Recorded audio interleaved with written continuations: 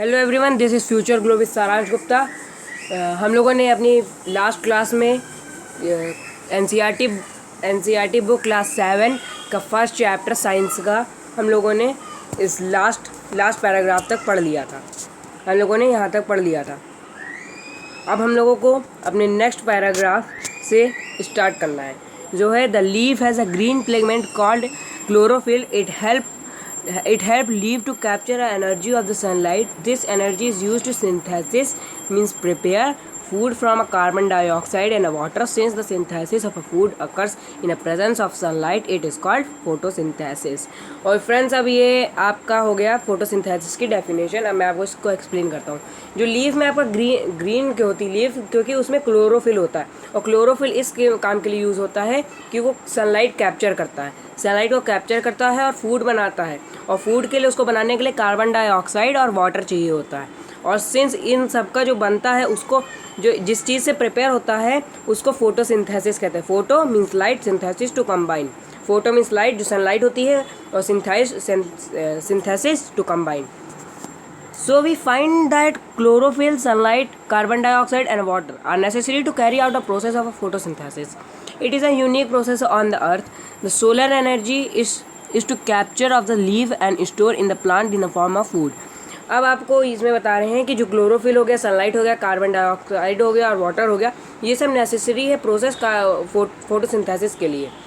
ये फोटोसिंथेसिस के लिए बहुत एक प्रोसेस होना चाहिए, तभी आपको फूड मिलेगा।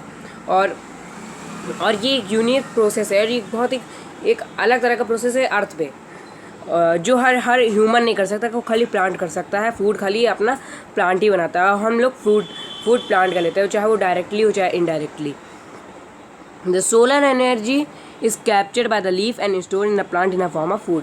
अब मैंने आपको बताया था, जो ग्रीन पिगमेंट मीन्स क्लोरोफिल जो होता है, वो सनलाइट कैप्चर करता है। जो सोलर एनर्जी है वही सनलाइट है, और जो सोलर एनर्जी को कैप्चर करके वो लीफ जो कैप्चर कर लेते हैं, फिर उनको स्टोरेज कर लेते हैं फूड के फॉर्म में। Thus the sun is the ultimate source of energy for all living organism. तो फ्रेंड्स, आप लोग समझ गए होंगे इस लाइन का मतलब कि हर एक मीन्स लिविंग ऑर्गेनिज्म मीन्स एक जीते जाते हुए चीज़ के, इंसान हो गए चाहे जो हो, वो उसके लिए सनलाइट बहुत ज़रूरी है। हर इंसान के लिए, हर जानवर के लिए, हर पेड़ के लिए, पौधे के लिए, सबके लिए सनलाइट एक अल्टीमेट सोर्स है। Can you imagine life on the earth without absence of a photosynthesis? In the absence of a photosynthesis there would not be any food. The survival of almost all living organisms directly or indirectly depend upon the food made by the plants. Besides oxygen, which is essential for survival of all living organisms, is produced during the photosynthesis. This is absence of a photosynthesis. Life would not be impossible on the earth. तो इसमें अब आपसे पूछा गया है कि आप imagine करिए कि हमारे अर्थ पे फोटोसिंथेसिस ही ना हो तो क्या होगा। तो जब हमारे पास अर्थ में हमें फोटोसिंथेसिस ही नहीं होगा, तो जो फूड होता है वो आएगा ही नहीं, क्योंकि फोटोसिंथेसिस ही के ज़रिए क्या कहते हैं हमारा फूड बनता है। फोटोसिंथेसिस से हमारा फूड बनता है, और जो हर एक लिविंग ऑर्गेनिज्म होता है उसके लिए फूड, चाहे वो डायरेक्टली हो चाहे इनडायरेक्टली। इनडायरेक्टली का मतलब कि चाहे मीट खाए इंसान, चाहे जो खाए। एनिमल होगा तो वो एनिमल, जैसे गोट है तो गोट पहले लीव्स खाएगी, पेड़ छोटे छोटे खाएगी, घास खाएगी, तो घास उस क्या हो गया, एक छोटे छोटे प्लांट हो गए। अब वो उसको खाएगी तो आपने उस गोट को खा लिया। तो आप चाहे डायरेक्टली चाहे इनडायरेक्टली आप डिपेंड हो खाली प्लांट के ऊपर।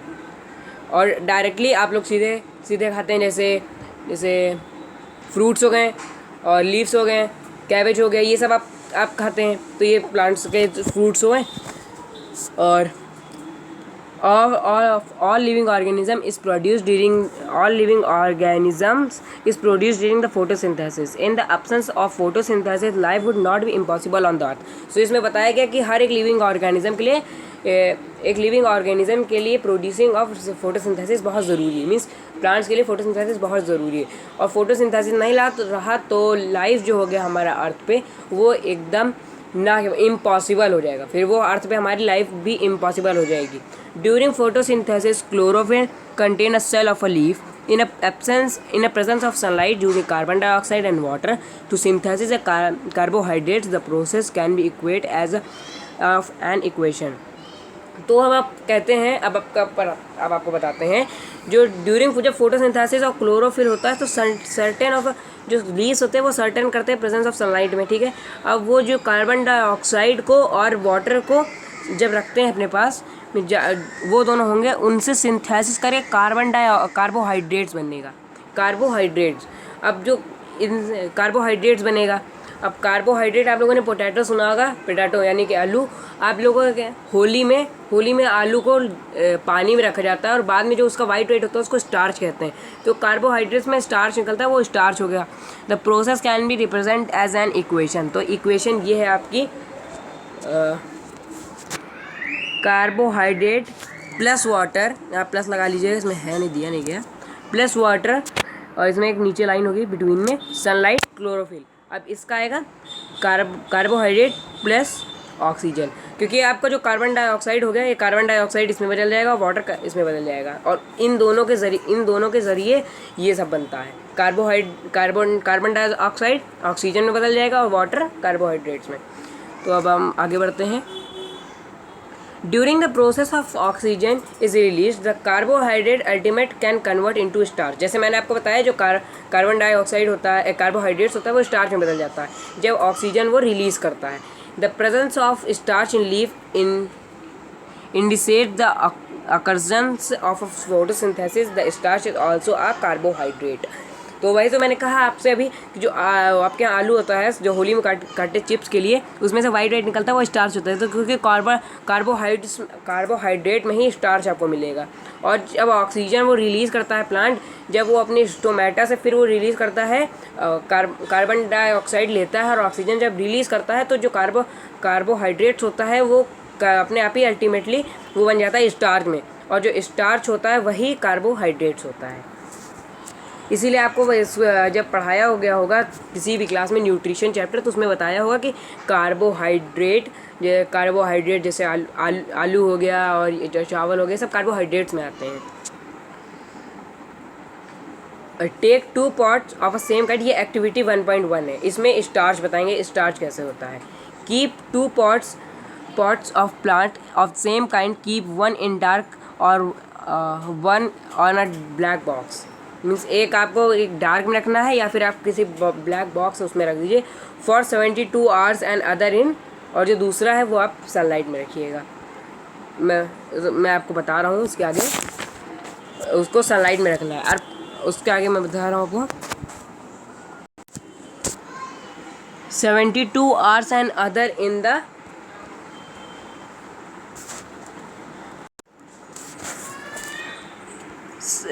and other in sunlight. Perform a iodine test with the leaf of both plants as you did in the class 6. Record your result. Now leave the pot which was earlier kept on dark in the sunlight for 3-4 days and perform a iodine test again on the leaf. Record your observation in your notebook. So friends, जो अब आप लोग पूछेंगे iodine का, तो जो आप लोगों ने अपने घरों में सुना होगा कि जो नमक होता है उसमें आयोडीन जिसमें होता है वो अच्छा नमक होता है, और बहुत से ऐसी लोकल कंपनीज होती हैं जिसमें आयोडीन लिखा होता है। तो वो आयोडीन टेस्ट होता है, उसमें ड्रॉप्स आती हैं, उसको लीव्स पे रखा जाता है। तो जब इसमें आपको पहले अपनी इस पे लीफ पे उसको एक बार पहले टेस्ट करना होगा जब आप रख रहे हैं, फिर उसके बाद 3-4 दिन बाद आपको फिर उसी ऑब्जर्वेशन को मीन्स आयोडीन टेस्ट को फिर आपको करना होगा। फिर जो आपका ऑब्जर्वेशन हो उसको आपको अपने नोटबुक में लिखना होगा। The leaf other than green also have a chlorophyll. इसका आपका आंसर नहीं बताया, मैं पर आपको बता दे रहा हूँ। जो लीफ होती हैं, ये आयोडीन टेस्ट वाली एक्टिविटी का मैं आंसर बता देता हूँ। जब आपकी जो लीफ होती है सनलाइट में, वो आप उसको आप फिर करेंगे ऑब्जर्वेशन, तो वो ब्लू और ब्लैक कलर में उसकी लीफ बदलने लगेगी हल्की हल्की। तो जब वो बदलने लगेगी तो आपको पता चल जाएगा कि उसमें आयोडीन है, इसमें स्टार्च का प्रेजेंस है। और जो आपकी डार्क वाली में होगी, आपको पहले इसमें सनलाइट वाली में करनी होगी, बाद में आपको डार्क वाले में आप करेंगे तो आपको ब्लू ब्लैक कलर नहीं आएगा। ये आपका ऑब्जर्वेशन होगा। The leaf other than green also chlorophyll. The large amount of red, brown and other pigment mask the green color. The photosynthesis take presence in these leaf also. अब आपको मैंने इससे इस दिस हमने आपको ये वाले पैराग्राफ का आंसर बता दिया। अब हम आपको ये बताते हैं कि आप लोगों ने बहुत सी लीव्स देखी होंगी जो हल्की हल्की रेड कलर में होती है और कोई लीफ येलो कलर्स में होती हैं।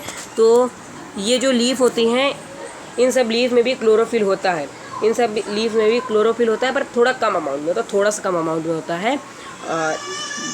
नहीं सॉरी, इसमें ज़्यादा होता है, इसमें ग्रीन वाली से कुछ ज़्यादा होता है। पर हाँ, फोटोसिंथेसिस इन सब में अपना करता है। फोटोसिंथेसिस इन सारी लीव्स में प्रेजेंट होता है, प्रेजेंट इन सारी लीव्स में होता है। You often see a slimly green patches in ponds or in the other stagnant water bodies. These are generally formed by a growth of organism called algae. So मैं अब आपको बता देता हूँ। आप लोगों ने एक पानी का तालाब देखा होगा, उसमें कई बार आप लोगों ने एक ग्रीन कलर का कुछ, आपको लगता होगा ग्रीन कलर का कुछ प्लेट जैसा जम गया ऊपर, वो कुछ और नहीं होता है, वो लिविंग ऑर्गेनिज्म जो होते हैं, वो सेटलमेंट ऑफ बॉडीज़, जो कई सारी लिविंग ऑर्गेनिज्म की बॉडी जो होती है ना, वो ग्रोथ करा करती हैं, और जो ग्रोथ करते हैं उनको एल्गी कहते हैं। उसमें एक वाटर में एक कीड़े होते हैं, वो धीरे धीरे बड़े होते हैं, तो वो एल्गी का फॉर्म कर लेते हैं। आप लोगों ने देखा होगा। इससे पहले ये आपको मैंने इस बॉक्स में बताया, cells. You have seen that buildings are made with bricks. आप लोगों ने देखा होगा कि जो घर होते हैं वो ब्रिक्स से बनते हैं। Similarly, the body of the living organism are made of the teeny unit called cells. और आप लोगों ने क्लास 3rd वर्ड क्लास में हमने पढ़ा होगा, तो आपने पढ़ा होगा तो उसमें यही बताया गया होगा कि सेल होता है हमारी बॉडी में। जब आपका हल्का सा ब्लड भी निकलता है अपने कहीं से भी बॉडी से, तो उसमें बहुत से सेल्स होते हैं, पर बहुत छोटे छोटे, आप उसको माइक्रोस्कोप से ही देख सकते हैं। Some organisms are made of only one cell. और ऐसे बहुत से ऑर्गेनिजम्स आते हैं जो एकदम वन सेल से बने होते हैं, मीन्स एक सेल से खाली बने होते हैं। The cell is enclose with the outer boundary called cell membrane. अब जो सेल होता है उसको भी कवर करने का बाउंड्री बना होता है। बाउंड्री जैसे ये सेल है, अब सेल को बाहर से इसको और इस सेल को इसने बाहर से कवर कर लिया है। तो ये हो गया आपका पार्ट, जो पॉइंट है ये हो गया सेल, और जो आउटर पॉइंट है ये हो गया आपका सेल मेम्ब्रेन। सेल मेम्ब्रेन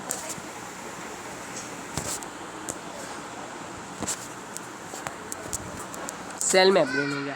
अब आपको आगे बताते हैं। Most cell have a certainly located in a cervical stretch as called as nusses. The nusses is surrounded by a jelly-like substance called cytoplasma. अब ये जो इसमें एक आपका जो सर्कल होता है, इसमें आपको फोटो में दिखाता हूँ मैं। ये आपकी नसें जो ये राउंड शेप में आप देख रहे होंगे, ये पॉइंट लगा देता हूँ मैं, पॉइंट। ये पॉइंट जो आप देख रहे हैं गोल गोल, ये हो गया आपका नसेस। और इसमें आपको ये भी दिखाया है सेल मेम्ब्रेन। अब सेल मेम्ब्रेन क्या है? ये आउटर बाउंड्री आप देख रहे हैं, ये आउटर बाउंड्री जैसे मैंने बताया था अभी, ये आउटर बाउंड्री देखा आपने, ये हो गया आपका सेल मेम्ब्रेन। अब साइटोप्लाज्मा क्या होता है? तो साइटोप्लाज्मा ये होता है, जैसे ये एक ब्लॉक हो गया, ये एक ब्लॉक हुआ, अब ये नसेस है, ये पॉइंट जो बीच में है, ये पॉइंट जो बीच में ये नसेस हो गया। अब जब ये सब जो पार्ट है ये सब आपका हो गया cytoplasm.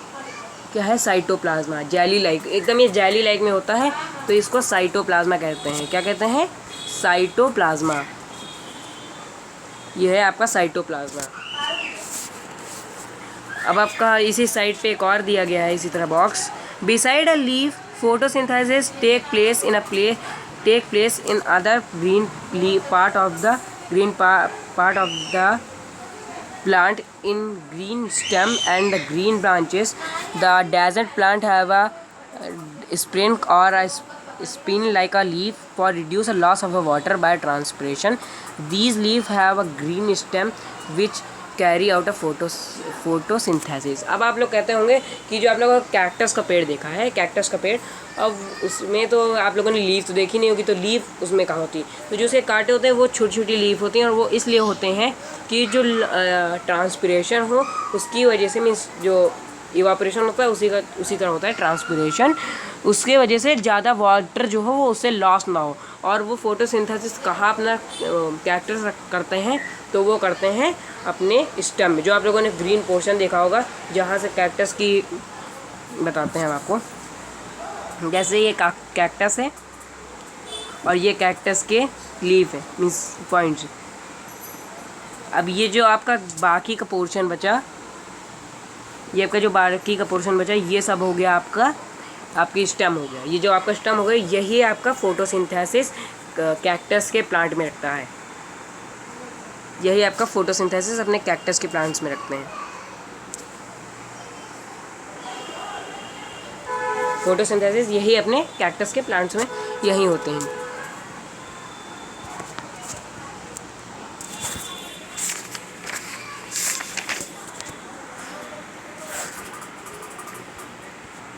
Can you guess why algae are green in color? These contain a chlorophyll which give them a green color. Algae are also prepare their food by